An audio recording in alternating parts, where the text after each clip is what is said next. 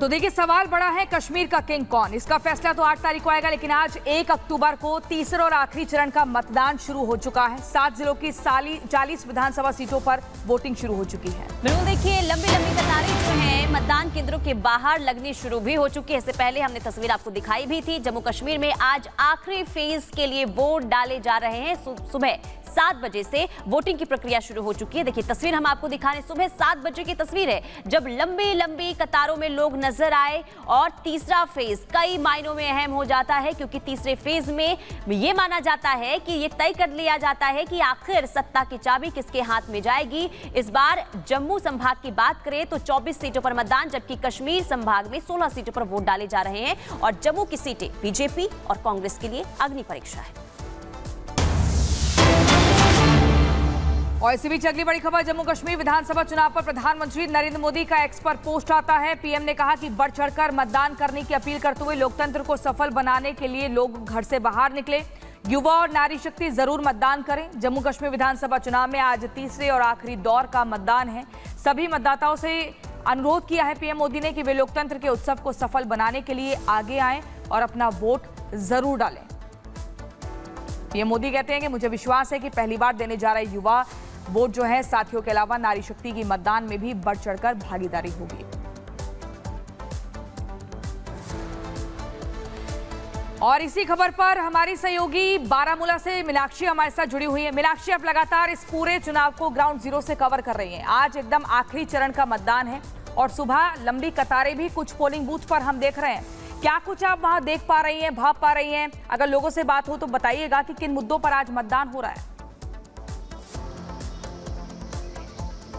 बिल्कुल, देखिए ये पट्टन विधानसभा है। पट्टन विधानसभा के पहले मेन जो शहर वहाँ पर हम मौजूद थे, वहाँ पर भी आपने लंबी लंबी कतारें देखी थी। नेहलपोरा है जो कि पट्टन का सबसे बड़ा गांव है और यहाँ पर भी सुबह से ही लंबी कतारें देखने को मिल रही हैं। दरअसल सुबह सवेरे लोग आते हैं, मतदान करते हैं और उसके बाद अपने काम पर लग जाते हैं और ऐसी स्थिति शाम को रहती है। कुछ लोगों से भी हम बात करेंगे। सुबह सवेरे आप लोग लाइन में आकर के लगे हुए हैं, विकास के नाम पर वोट पड़ रहा है, किस मुद्दे पर वोट पड़ रहा है इस बार?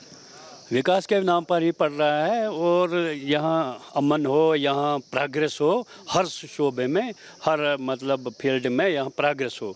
तो इससे मतलब कि स्टेट की है बढ़ोतरी होती है, इसका डेवलपमेंट सब चाहते हैं। रोज़गार मिल जाए, शांति मिल जाए, अच्छा काम मिल जाए। हाँ, इसीलिए हम मतदान करते हैं, अपने अपने नुमाइंदे को चुनते हैं और आराम से चुनते हैं। बहुत अच्छी बात है, क्योंकि इस बार थोड़ा जो लाइनें हैं वो बड़ी लंबी नज़र आ रही है। आप लोग यहाँ सुबह सवेरे से लगे हुए हैं वोटिंग करने के लिए। एक लंबे वक्त के बाद जब वोट हो रहा है तो अच्छा भी लग रहा होगा। बहुत अच्छा लग रहा है मैम, इसलिए कि हमें पिछले 10 सालों से यहाँ मतदान नहीं हुआ। इस साल मतदान हुआ तो हम चाहते हैं कि अपना नुमाइंदा चुनेंगे ताकि वो हमारा काम करे और हमारा डेवलपमेंट हो जाए, बाकी जो काम है वो करे। एक लंबे वक्त के बाद मतदान हो रहा है, क्या कहेंगे आप? कश्मीरी बोलते हैं आप, चलिए कोई बात नहीं। आप बताइएगा कि एक लंबे वक्त के बाद जब यहाँ पर मतदान हो रहे हैं तो क्या कहेंगे? कश्मीरी, अच्छा। आप बोलेंगे हिंदी में?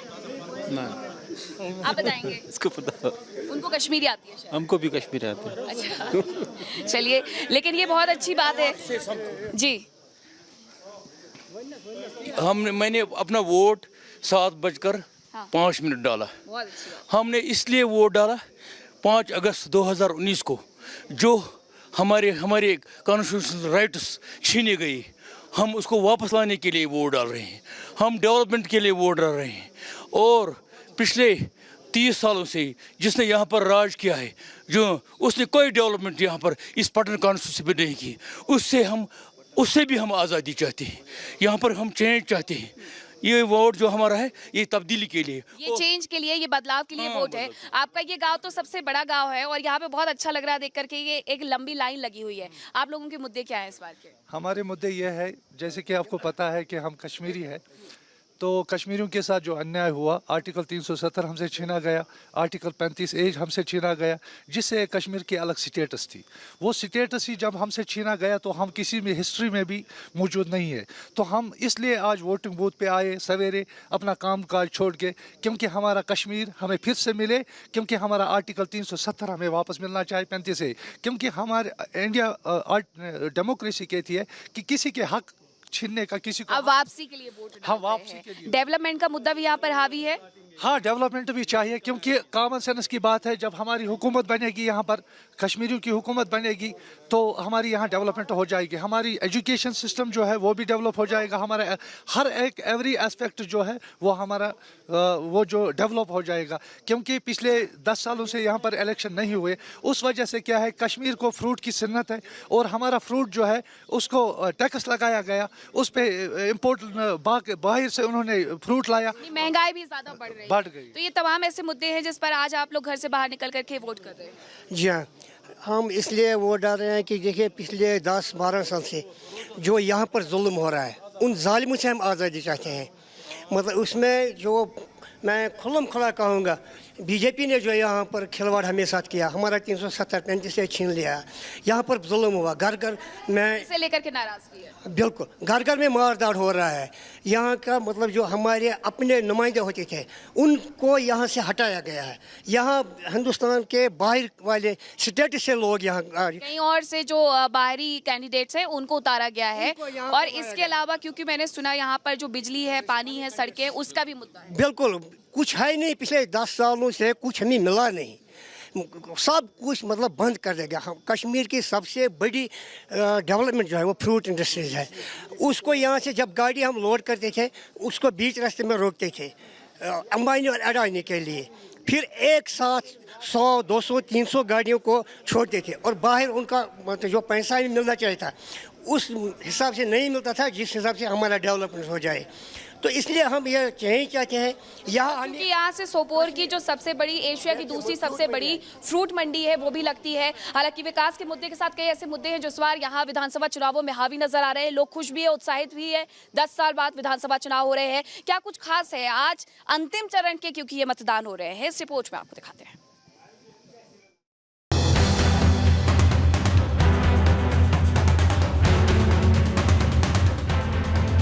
नेताओं के वादों और जीत हार के दामों के बीच जम्मू कश्मीर में आखिरी चरण का रण है।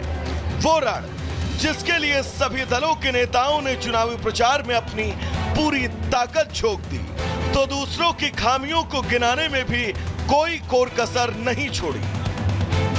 अंतिम चरण की बात करें तो 7 जिलों की 40 विधानसभा सीटों पर वोटिंग होगी।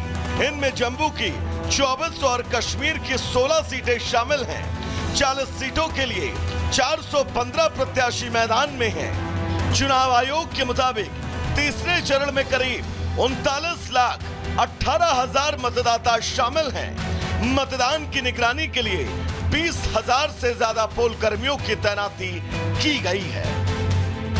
बीते 2 चरणों की बात करें तो 18 सितंबर को पहले चरण में 61.38% मतदान हुआ।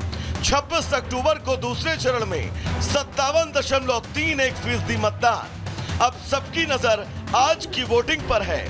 वहीं 7 जिलों की 40 सीटों की बात करें तो जम्मू में 11 सीटें, बारामूला की 7 सीट, कुपवाड़ा की 6 विधानसभा सीट, कठुआ की 6 विधानसभा सीट, उधमपुर की 4 सीटें, बांदीपोरा की 3 सीट, सांबा की 3 विधानसभा सीटें शामिल हैं।